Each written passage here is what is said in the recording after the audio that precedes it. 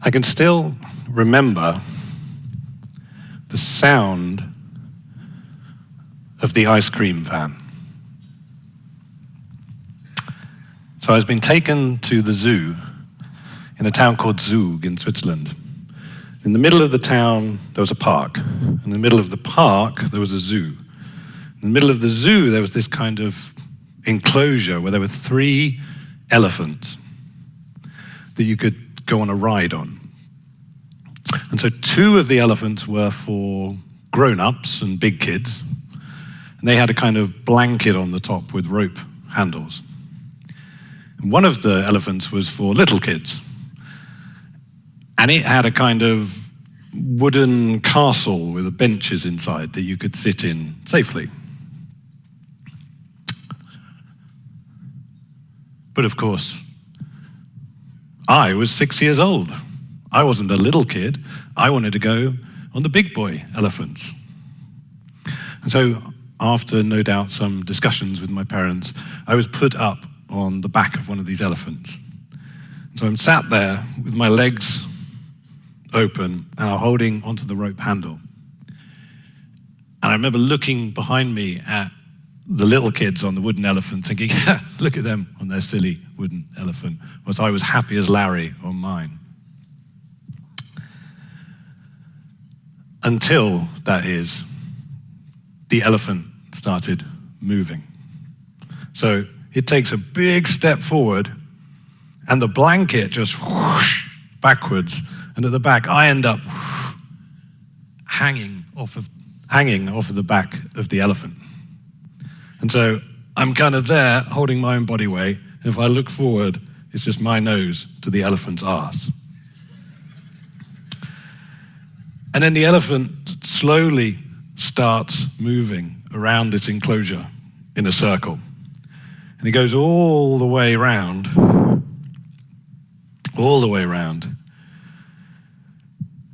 twice. And by the second time, my little arms, I'm 6 years old, my little arms are just giving out. And I start to think, well, I can't hold on anymore.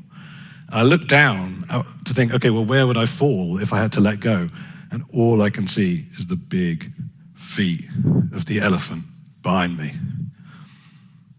And I don't know if you remember a similar moment, but for me, this was, I think, the first time as a kid where I really suddenly felt fear as an emotion just cut through. And the moral of this story, coming back into the room, is that nothing stands still. And if you look at state transfer, where one of the core concerns of web and application development, how do you transfer the data between the back end and the front end? It has evolved from these older ad hoc manual data fetching imperative systems towards more systemic declarative approaches that are built on sync and local data. And as we've gone on that journey as an industry, the experience of using software has been completely transformed. You've gone from click the form button, watch the loading spinner, make a cup of tea, come back, to this new grade of really high quality modern software, systems like, say, Figma and Linear. So these are 2 applications that have really gone on to dominate their software categories.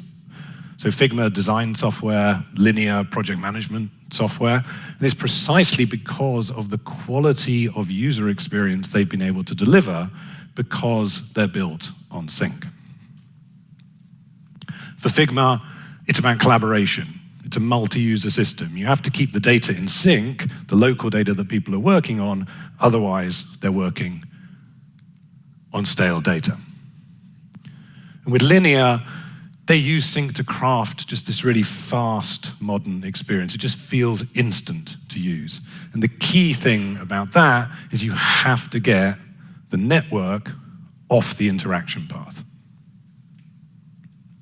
Otherwise, you just can't make apps that are reliably fast. So if we come back here to Phoenix, how do we build this new grade of modern, fast, collaborative applications on Phoenix. Well, one way of building collaborative apps is LiveView, which is awesome, but LiveView fundamentally has the network on the interaction path. That's how it works. And so if we put LiveView to the side just for one moment, because we'll come back to it, and we look at the other primitives that Phoenix has for building real-time applications, you have sockets, channels, PubSub, you have Presence, which is built on CRDTs, you have Absinthe, which builds on PubSub to feed data into GraphQL subscriptions. And of course, under the hood, we have OTP, so we have actors and servers and messaging and so forth. And so if you look at this, compared to any other framework, it's a pretty rich set of real-time primitives. And so you may think that we have the building blocks here to build real-time apps on Sync. And in a sense, you do, right? If you look, this is LiveView code, and it could just as easily be a controller with a WebSocket. And basically, you establish a PubSub subscription in the mount function. There's an event to handle user input, and we then broadcast the changes to the other users. And if you are trying to build an application that is syncing data into the client between multiple users, this will give you a real-time app that demos really well. But if you're using it to keep that data in sync in production, it will fail. The thing about Sync is it is a bit like crypto. It is full of fascinating engineering challenges, but it is really hard to roll your own. So if we just dig into it a bit, let's say we have a Postgres database, we're consuming a change feed into Phoenix, and we're fanning that out to clients. And we want to keep a subset of the data in the database in sync with local data in the client. So let's start with the first part. In the case of Postgres, you can stream out of a logical replication publication, presumably then through some sort of message processing pipeline, gen stage or otherwise. And so if we just look at this and try and load up on some of the complexities, are you syncing all the data in the database, or are you syncing a subset? And if so, how do you get the right data in the publication? Now, the connection between the two is probably pretty good on the back end, but it can still drop. So what do you do when the connection drops? And what happens when you deploy your Phoenix application? Or what happens when you migrate your database? What happens when there's a bug in your Phoenix application? So if in this case the Phoenix application stops consuming the logical replication publication, the write-ahead log in the database would just back up. And then you get to a point where either the database storage fills up and your database stops working, or you start having to throw away the data. And so, I mean, this first step is relatively easier than the others, but already we start to see that there just are these kind of operational complexities when you're trying to run the system reliably in all eventualities. And if we now look at the second part, which is filtering the data, mapping the right data to the right client, and fanning it out to the clients, so how does that work? For example, how do you do the routing or the kind of mapping of the data? Are you maintaining a secondary index to look up things like this data belongs to this user, so therefore it should go to this client? Or are you querying back to the database to get things like user roles and memberships? But if you're querying back to the database, you can't query Postgres at the same snapshot as the transaction that you're processing on the replication stream. So I'm just scratching the surface. There's a whole bunch of these types of considerations. The real key thing here is the difference between broadcast and sync. And so if we come back to this real-time code we were looking at before, this is broadcast. It sends the messages to the connected client. But what happens if the client isn't connected? Well, it then needs to re-query when it reconnects to make sure that the local data is up to date. And that means you're either looking at stale data or you have the network on the interaction path. And so to avoid this, to build on sync, you need to be able to trust your message delivery.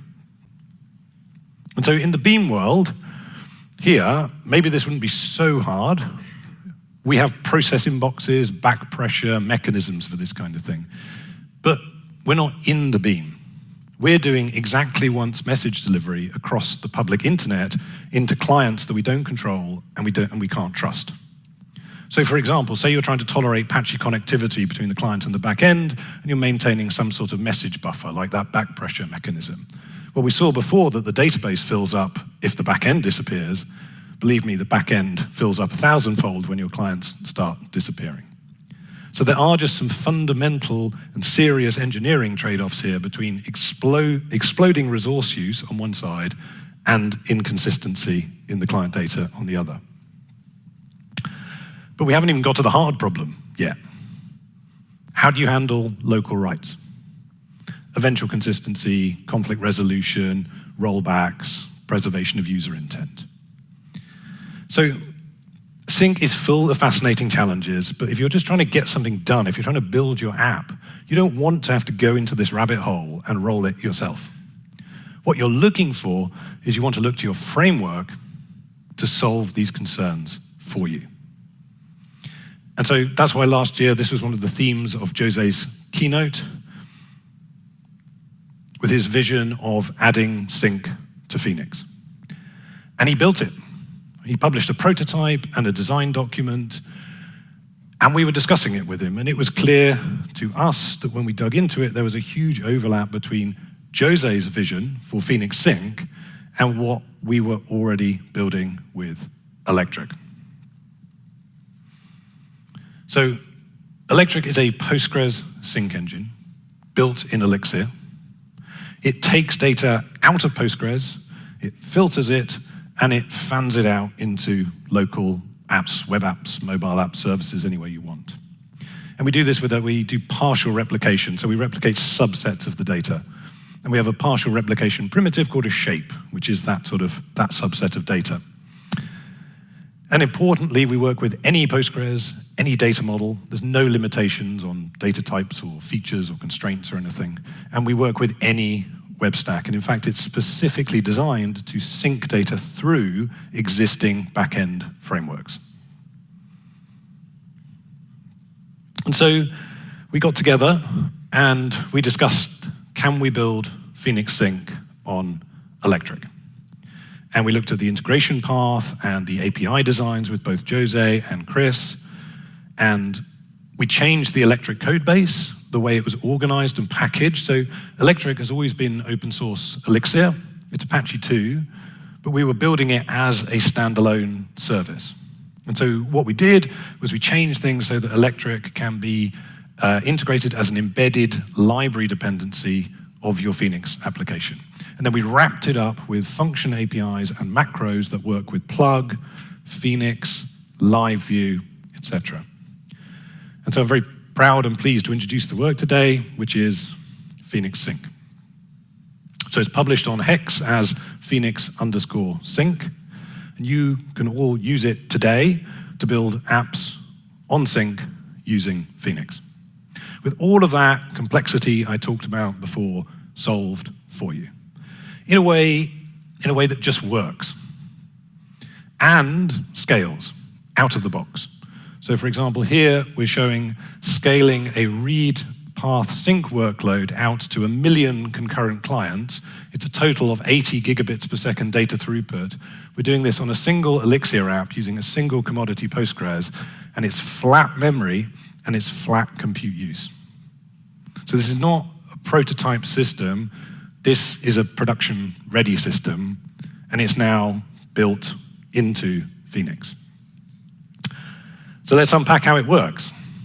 Let's take our diagram from before, focus on the first part, reliably consuming changes from Postgres and piping them into existing Phoenix primitives. So what does that look like? Well, at the lowest level, there's an Elixir client. And so what this does is it takes an ecto query. In the first example, it's just the ecto schema. Second example, it's an ecto query. And it turns it into an Elixir stream. So what actually happens there is it will query Postgres for the data that matches the query initially, and it will stream that through the stream. And then when any data changes in Postgres that would be in the query results, it streams those through too. And then you can feed that stream into anything you like. PubSub, Absinthe, etc.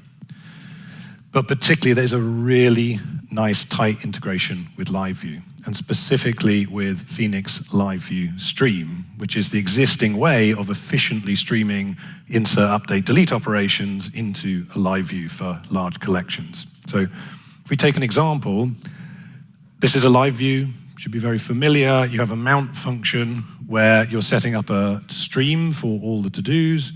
And then we have a handle event function, which is taking a user input to add a to-do, and where we just write the to-do to the database, and we put it on the stream. And so this stream mechanism, as opposed to just assigning the list, the key difference is that the server side doesn't have to keep the whole collection in memory. So this is the way that LiveView has, which is really cool, for working with larger collections without having to keep them in memory on the server for every client. And what we do with Phoenix.Sync is we just swap out that existing stream function for sync stream. And it's done. It's 5 characters, and you now have a real-time multi-user LiveView app where every user's LiveView is automatically kept up to date with the state of your Postgres database. So you don't need to put the to-do.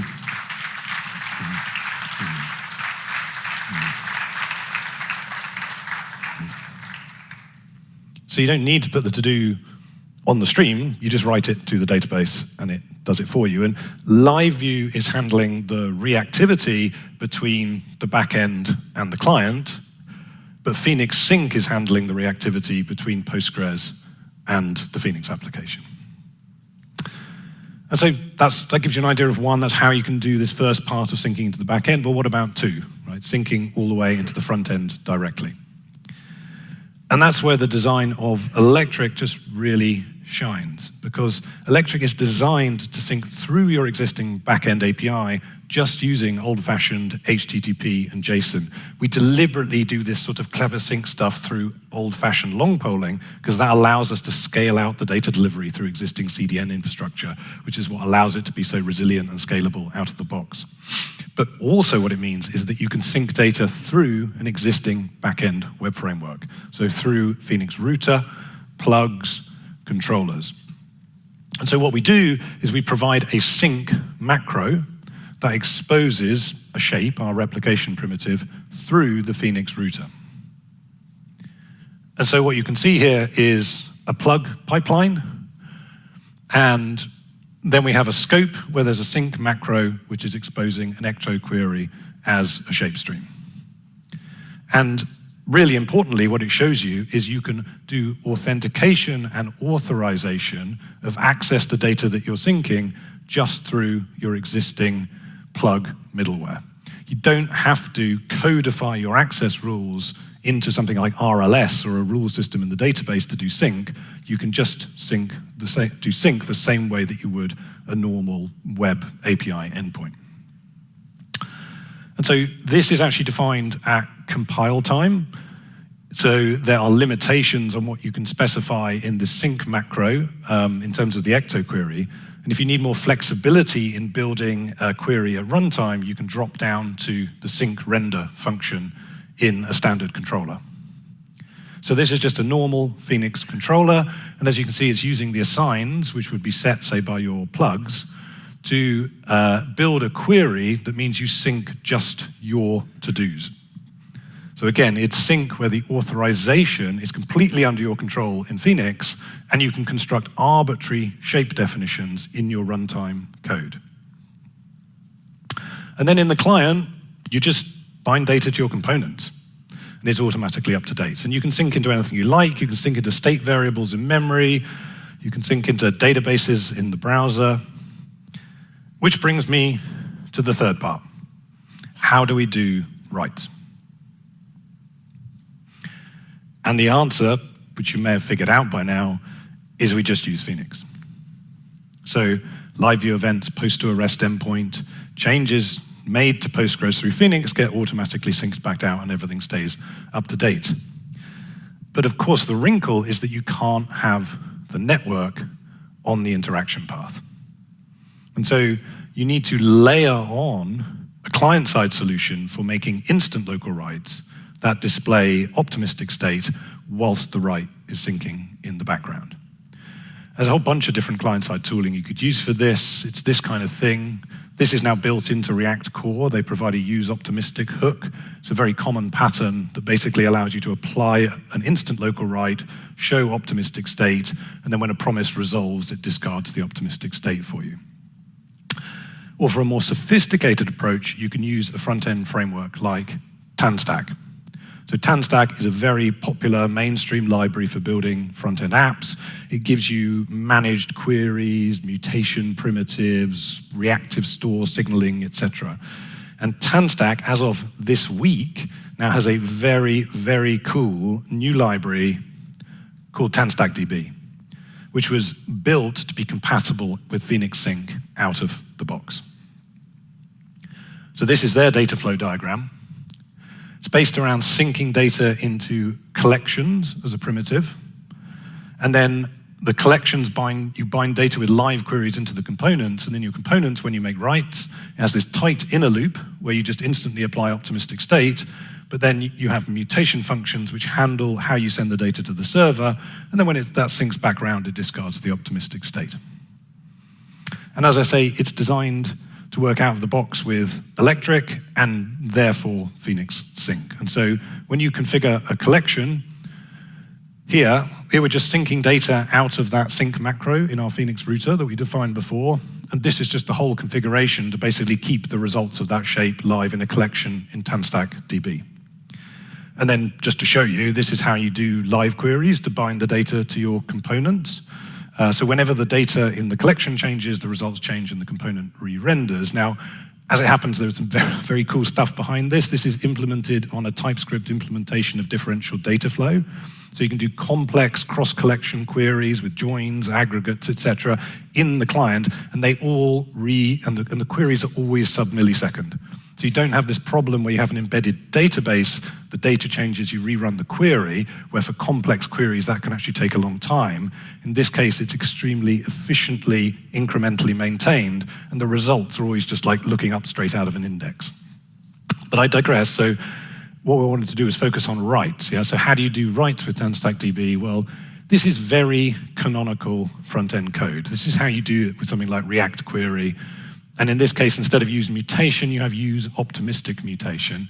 And you provide, that creates a mutator, which is the transaction variable here. And when you create the mutator, you provide a mutation function which sort of handles the background sync. And just in the foreground, when you're inserting the to-do into the collection, it's just applied instantly as local optimistic state.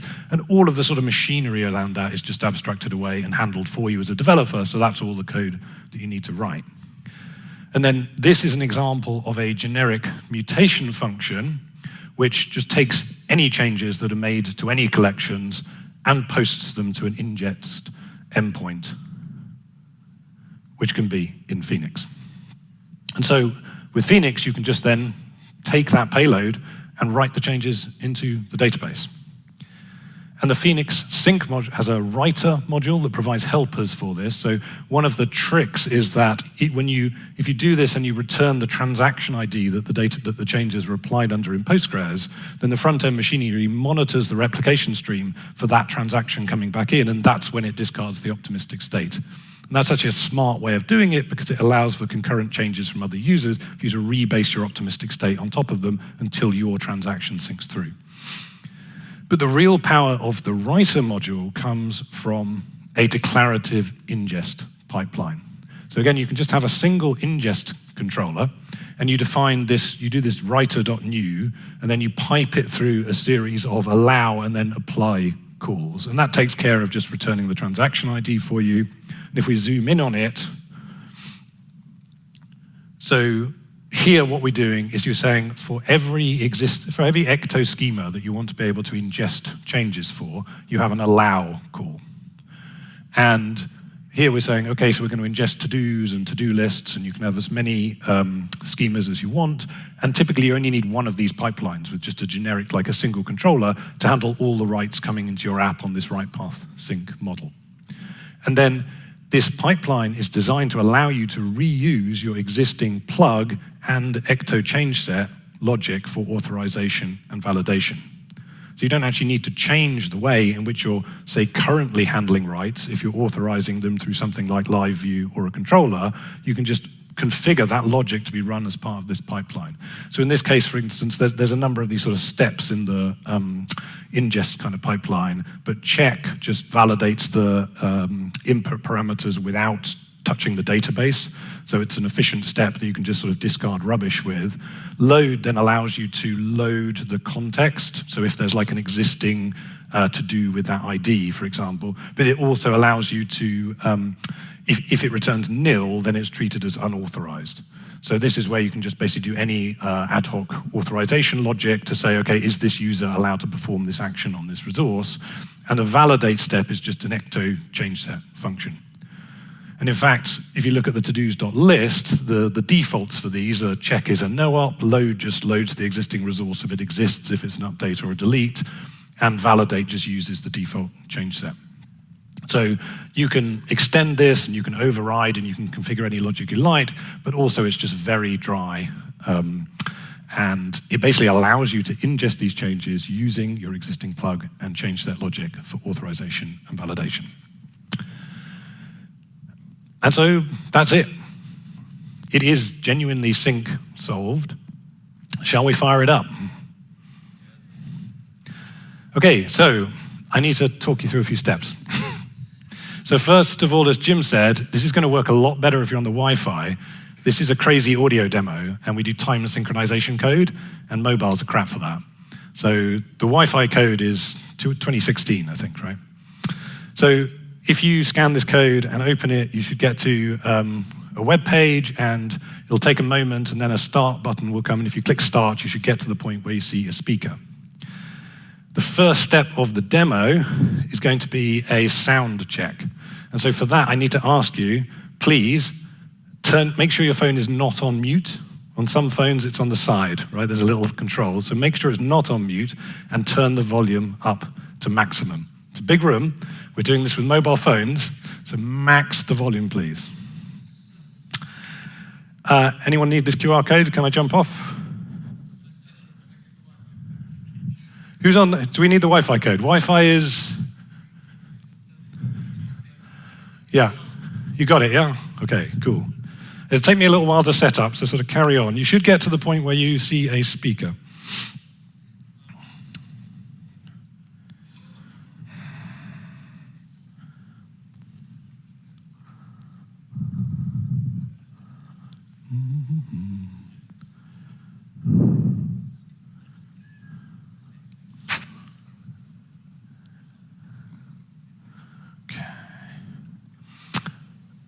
Okay. I need to get...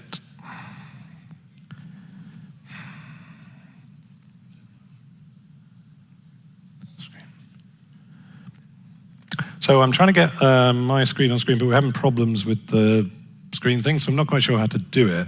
Basically, I'm only just going to enter a couple of commands up here, so I guess I'll just explain them to you. The first thing I'm doing here is I'm just PSQLing into a Postgres database, and I'm just going to do inserts.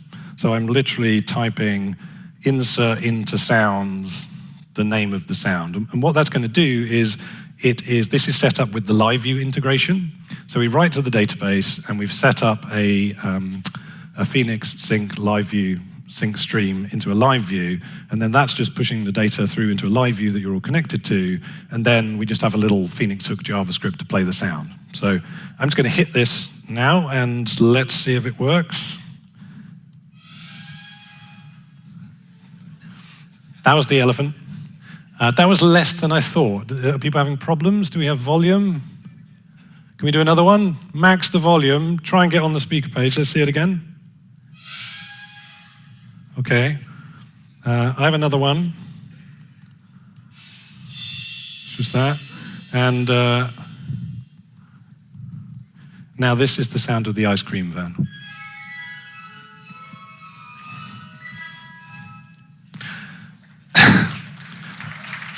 So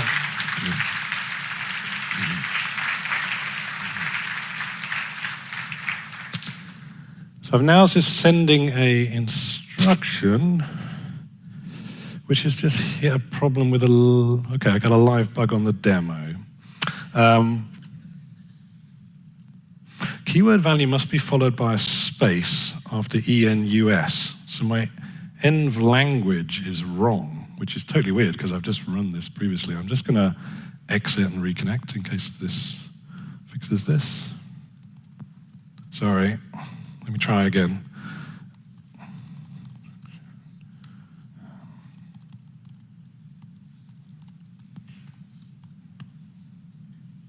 Okay, you should have maybe been taken again to a start screen. So if you do, could you please, when it's activated, click the start button, and then what that should take you to is a screen with an empty rectangle. No, that'll take you, sorry, to a screen to select a track.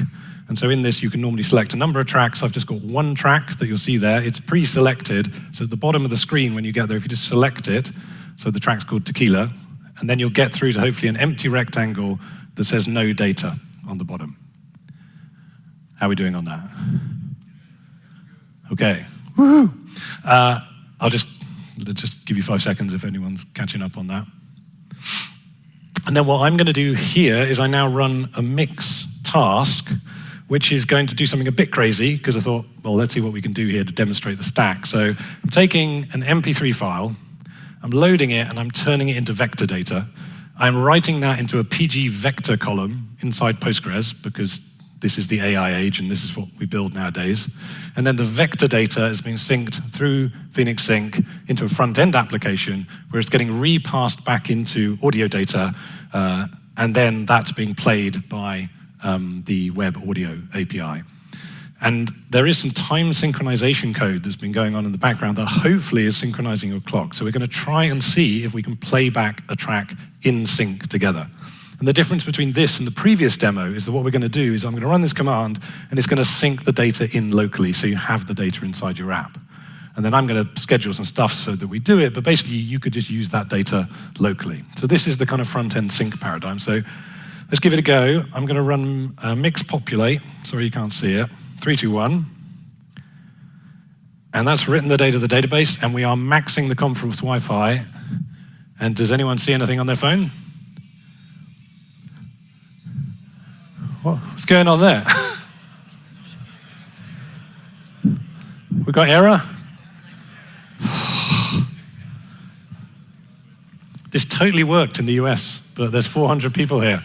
And that's really disappointing. No. Yeah, I'm seeing errors. Say again? You can see the error, right? Yeah, what does it actually say? Start the app, in theory. Yeah, okay. Let me just give it a go. Maybe you can help me debug. Yeah, I'm getting... You can restart the app. Just kill it, start it again.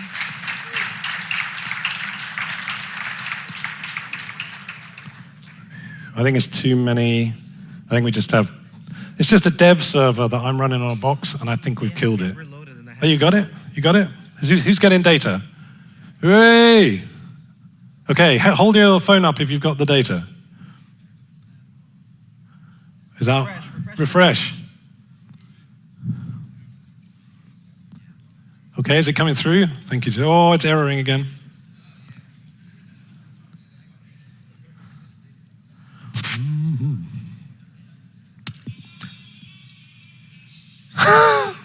You shouldn't be able to do that. Okay, I'm going to just have a go at sending the instruction to play together.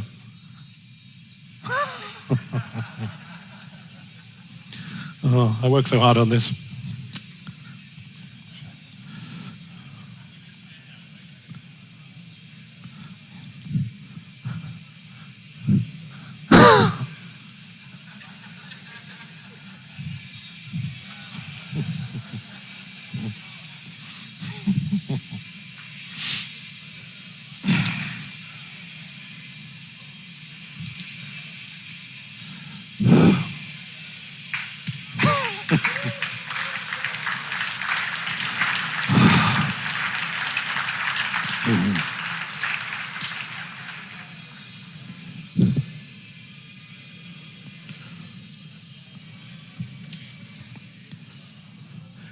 Okay, that was really disappointing. I'm sorry about that. So what should have happened is you all sync the data locally, and then I would have been in position to schedule. There was a countdown, and we all played it back at the same time. I have no idea what was going wrong. There were all sorts of tracebacks running through there.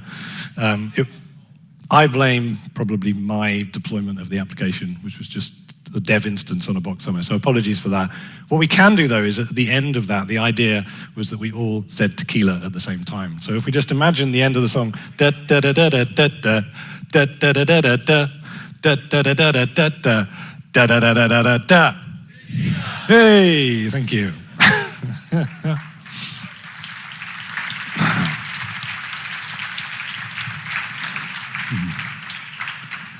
So if I recap, right, we have loaded up on why apps are being built on Sync. We have talked about why rolling your own Sync is hard, how we've integrated Sync into Phoenix, both for live view and for front-end apps, how you can do right path sync, local writes with optimistic stay, and we failed the demo. And so you might think that the talk ends here, but it doesn't, because nothing stands still. Not application development, least of all JavaScript tooling.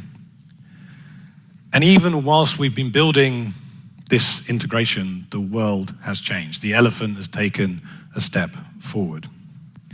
So if these examples I was showing earlier, LLM started writing code. Instead of building apps with Figma, people are building apps with Lovable.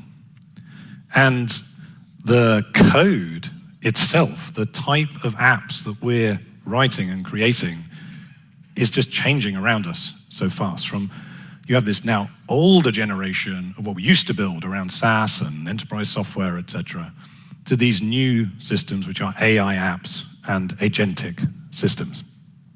And when you scratch the surface on these AI apps, you get actually this whole list of factors that all steer you into building them on Sync.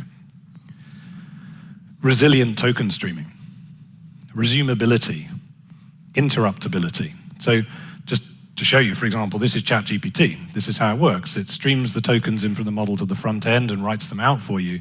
But any kind of glitch in this, like here we just turn the network off, it just breaks, because they're streaming directly from the agent into the front end.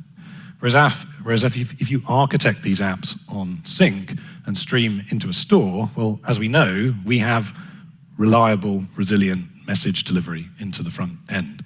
So just for example, this is the same thing built on Sync. So this is streaming from the OpenAI API in the cloud into Postgres and through Phoenix.Sync into the front end.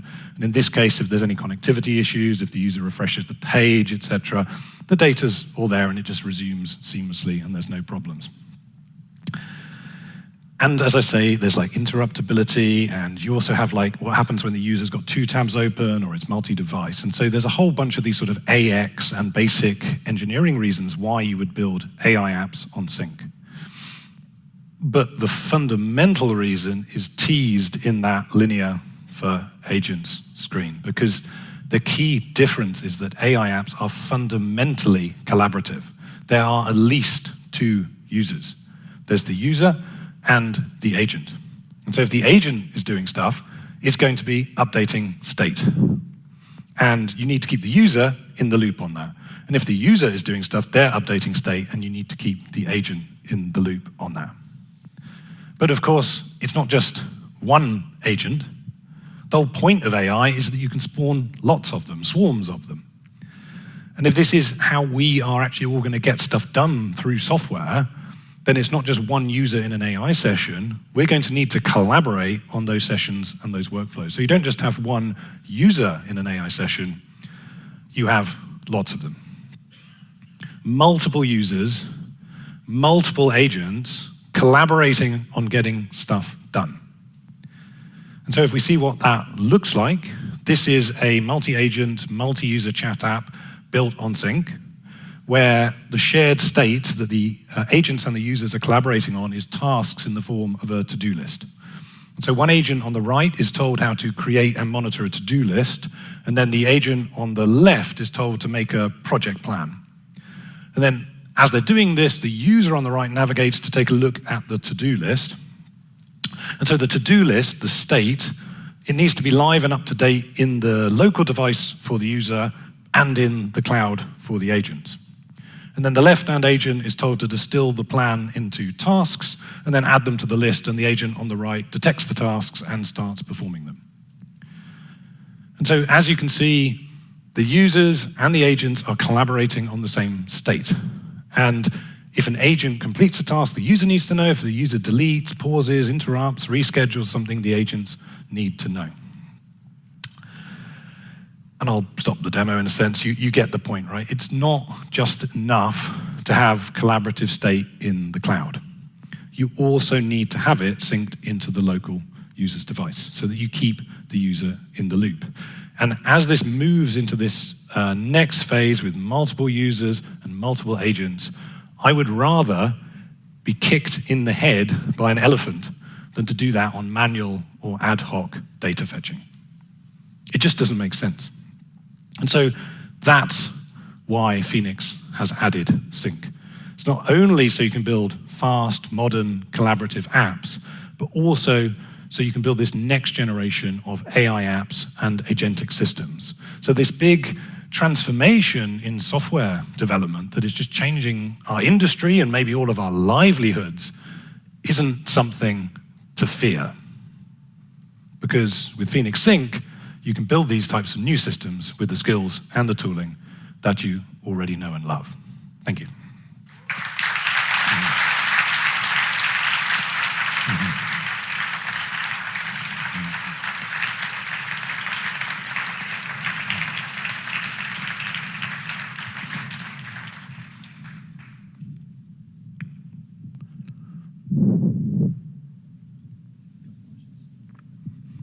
Very happy to, yeah. Yeah, okay, let's take a couple questions. Any questions here? Anyone? I've got one. So the sync, if I remember from Jose's talk, it's streaming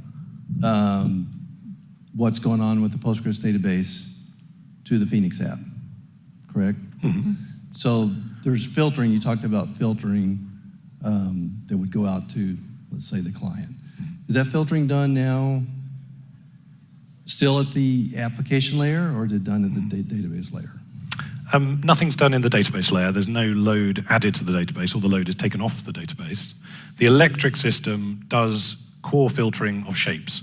So it consumes the logical publication feed, and it's mapping the changes that come through that to the right shapes. And we actually have shape logs that we cache on disk. And then those shape logs are served through Phoenix out of the Phoenix router.